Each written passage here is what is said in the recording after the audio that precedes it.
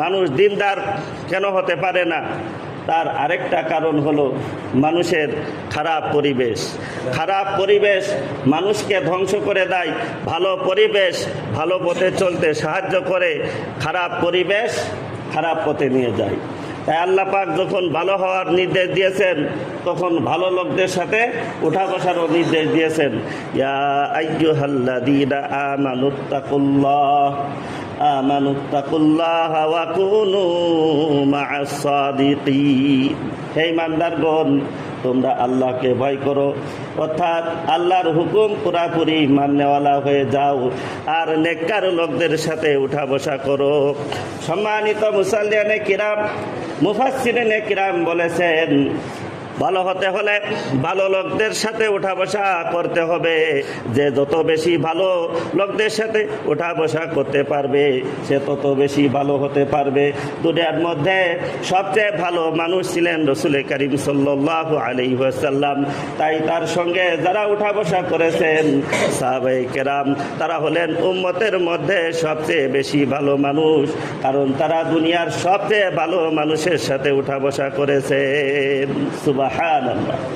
রাসূল করিম সাল্লাল্লাহু আলাইহি ওয়াসাল্লামের সোহবতের বরকতেই সাহাবায়ে কেরাম সবচেয়ে বেশি মর্যাদার অধিকারী হয়েছেন। সাহাবীদের সমমর্যাদার কেউ হতে পারে না। সাহাবী নন, এরকম উম্মতের সমস্ত মানুষকে যদি একসাথে মিলানো হয়, তাও একজন আদনা সাহাবীর সমমর্যাদা সম্পন্ন হতে পারে না। সাহাবীদের সম্পর্কে আহলে সুন্নাত ওয়াল জামাতের এই হলো আকীদা। একবার আব্দুল্লাহ ইবনে মুবারক রাহমাতুল্লাহ আলাইহির কাছে জিজ্ঞাসা করা হয়েছিল, হযরত মুআবিয়া রাদিয়াল্লাহু তাআলা আনহুর মর্যাদা বেশি না আব্দুল কাদের জিলানী রাহমাতুল্লাহ আলাইহির মর্যাদা বেশি? হযরত আব্দুল্লাহ ইবনে মুবারক রাহমাতুল্লাহ আলাইহি জবাবে বলেছিলেন, এ দুজনের একজন হলেন সাহাবী, আরেকজন হলেন সাহাবী নন। যিনি সাহাবী নন, তিনি কোনোদিন সাহাবীর সমমর্যাদা সম্পন্ন হতে পারেন না।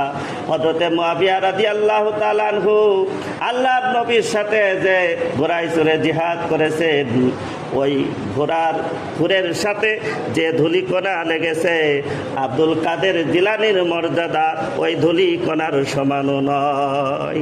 সুবহানাল্লাহ। কি বোঝানো হয়েছে?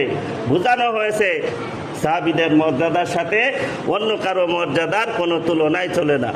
এই যে সাহাবায়ে কেরামের এত মর্যাদা, তা কিসের কারণে? তা হলো সবচেয়ে ভালো মানুষ রাসূল করিম সাল্লাল্লাহু আলাইহি ওয়াসাল্লামের সাথে তাদের উঠা বসা হয়েছিল। ভালো লোকদের সোহবত মানুষকে ভালো করে তোলে। তাই ভালো হতে হলে, দিনদার হতে হলে, দিনদার লোকদের সাথে উঠা বসা করতে হবে, ভালো লোকদের সাথে উঠা বসার মাত্রা বাড়াতে হবে।